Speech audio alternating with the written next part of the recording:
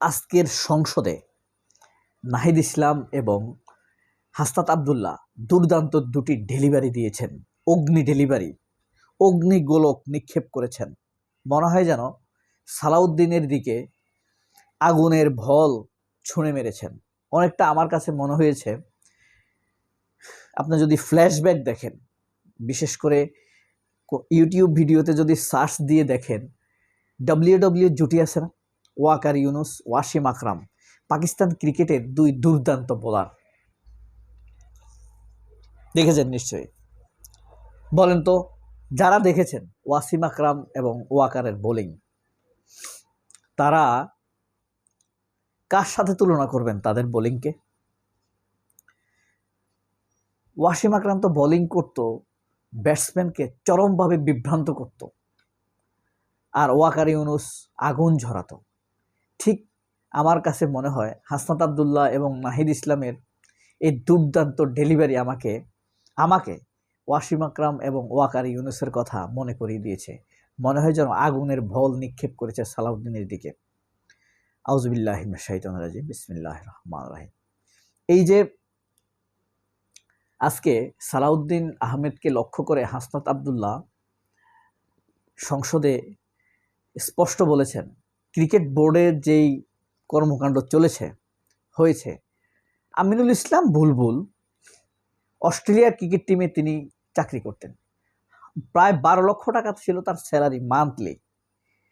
সেখান থেকে সেটা ছেড়ে দিয়ে বাংলাদেশ ক্রিকেট বোর্ডের দায়িত্ব নিয়েছেন, 1 টাকাও বেতন নেয় নাই। বুঝতে পারছেন আপনি? এই লোকটাকে এমনভাবে বোর্ড থেকে তাড়িয়েছে, তাকে একটা ফুল দিয়ে শুভেচ্ছা জানানোর মাধ্যমে বিদায় দিতে পারত, তাও করে নাই। তার জায়গায় দিল কারে দায়িত্ব? এক চাটা অসভ্য, বেয়াদব, ঘৃণিত তামিম ইকবালকে, যাকে এখন এজেন্ডা দিবে সাকিব আল হাসানকে ফিরিয়ে আনার জন্য। রুবাবা দাউলা মতিন বাংলাদেশের কর্পোরেট ওয়ার্ল্ডে এক স্বনামধন্য নারী, স্মার্ট নারী, দ্য ফার্স্ট স্মার্টেস্ট নারী অফ বাংলাদেশ আমার দেখা। দেখতে সুন্দরের কথা বলছি না, তিনি কর্মদক্ষতায় গ্রামীণ ফোনে তিনি উচ্চপদস্থ কর্মকর্তা ছিলেন, এয়ারটেলের চিফ অফ মার্কেটিং ছিলেন, হেড অফ মার্কেটিং ছিলেন।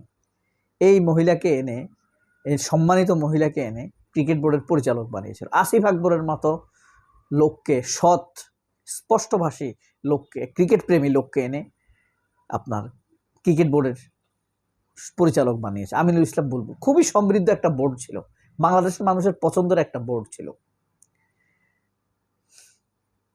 না বলে অ্যাডহক কমিটি করে ফেলেছে তামিম ইকবাল বা আওয়ামী লীগের লোকদের বা ওয়াকারদের প্ররোচনায়, ডিজিএফ এর প্ররোচনায় এই দেশপ্রেমিক লোকগুলোকে সরিয়ে দিয়েছে বাংলাদেশের ক্রিকেট বোর্ড থেকে। এই যে এর আগে বলেছি, শাসকের চেহারা বদলেছে, আসলে হৃদয় বদলায় নাই। শাসকের চেহারে বসলে, ক্ষমতার চেয়ারে বসলে সবার হৃদয় হয়ে যায় অত্যাচারীর হৃদয়। এই কারণে শোষণের ধরন বদলায় না। তো হাসনাত আবদুল্লাহ এই কারণে সেই জায়গাগুলোতে কাকে দিছে? আমির খসরু মাহমুদের ছেলে, এই শিলং সালাউদ্দিনের ছেলে, এরপরে দিছে কাকে, বসাইছে কাকে? আপনার সব নেতাদের ছেলে, সব কোনো না কোনো বড় কেন্দ্রীয় মন্ত্রী এমপিদের ছেলেকে এখানে এসে বসানো হয়েছে। আমির খসরু মাহমুদের ছেলে, সালাউদ্দিনের ছেলে, বরকতুল্লাহ বুলুর ছেলে, এদেরকে বসাইছে ক্রিকেট বোর্ডে। আর এখানে নির্বাহী বানানো হয়েছে, চেয়ারম্যান বানানো হয়েছে তামিম ইকবালকে, যে এক হিসেবে বাংলাদেশি না। তামিম ইকবাল কিন্তু আটকে পড়া পাকিস্তানি, মনে রাখবেন।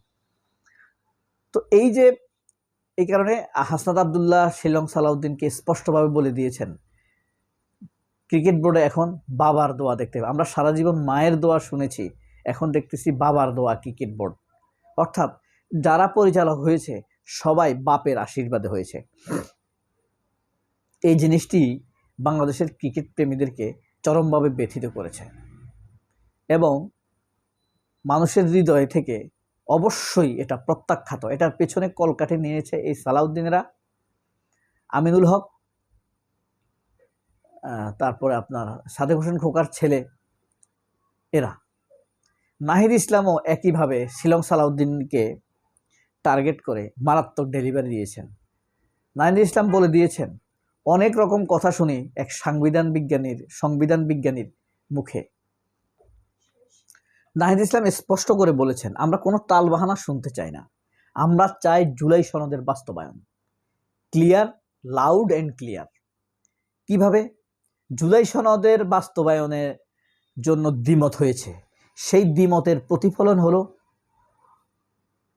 Note of dissent. এখন ধরেন যেই 12টি বিষয়ে নোট অফ ডিসেন্ট আছে, সেই নোট অফ ডিসেন্ট আছে মানে ওই পয়েন্টগুলো বিএনপি মানবে না, এই তো। এখন কথা হলো, ওই নোট অফ ডিসেন্ট প্রত্যাখ্যান করেছে জনগণ। মানুষ স্পষ্টভাবে 70% ভোট দিয়েছে এই নোট অফ ডিসেন্টের বিপক্ষে, কমপ্লিট জুলাই সনদের পক্ষে। আমরা খুব ভালো করে জানি এবারের ভোটের হিসাব। হিন্দু ভোট, সংখ্যালঘু ভোট এবং আওয়ামী লীগের ভোট যদি বাদ দেন, বিএনপির ভোট ফাঁকা। হিন্দুরা, সংখ্যালঘুরা এবং আওয়ামী লীগ ব্যাপক আকারে না ভোটে ভোট দিয়েছে। এখন সে আওয়ামী লীগ এবং সংখ্যালঘুদের ভোটকে, মানে অল্প ভোটকে, হেরে যাওয়া ভোটকে বাস্তবায়ন করার জন্যই সালাউদ্দিনরা উঠে পড়ে লেগেছে। অথচ 6 কোটি মানুষের ভোটকে, গণরায়কে তারা প্রত্যাখ্যান করছে, তাচ্ছিল্য করছে, অপমান করছে। হ্যাঁ ভোটের পক্ষে প্রাপ্ত ভোটের পরিমাণ বিএনপির প্রাপ্ত ভোটের চাইতেও বেশি, প্রায় 17% বেশি। ক্ষমতার জন্য তারা তাদের 51% ভোটকে, 50 বা 51% ভোটকে কুক্ষিগত করেছে, মেনে নিয়েছে। কিন্তু ক্ষমতা কিছুটা হালকা হয়ে যাবে বলে তারা হ্যাঁ ভোটকে মানতে পারছে না, গণভোটকে মানতে পারছে না। অথচ গণভোটটাই বেশি শক্তিশালী, কারণ এখানে গণরায় বেশি পড়েছে। গণভোটের পক্ষে যত ভোট পড়েছে তত ভোটে কিন্তু জামায়াত পেয়েছে, মাইন্ড ইট। তো জামায়াতের ভোটটা বিএনপিকে দেওয়া হয়েছে, বিএনপির ভোটটা জামায়াতকে দেওয়া হয়েছে, সেটা অল্টারনেট করে দিয়েছে। কিন্তু হ্যাঁ ভোটকে না ভোট, না ভোটকে হ্যাঁ ভোট করতে পারে নাই। চোর যত সূক্ষ্মভাবেই চুরি করুক, সে কিন্তু তার চিহ্ন রেখে যায়। এটাই হলো চোরের পরম প্রাকৃতিক দুর্বলতা, দ্য ডিসেন্ট অফ নেচার। সবাই অনেক ভালো থাকবেন। আল্লাহ হাফেজ। আসসালামু আলাইকুম।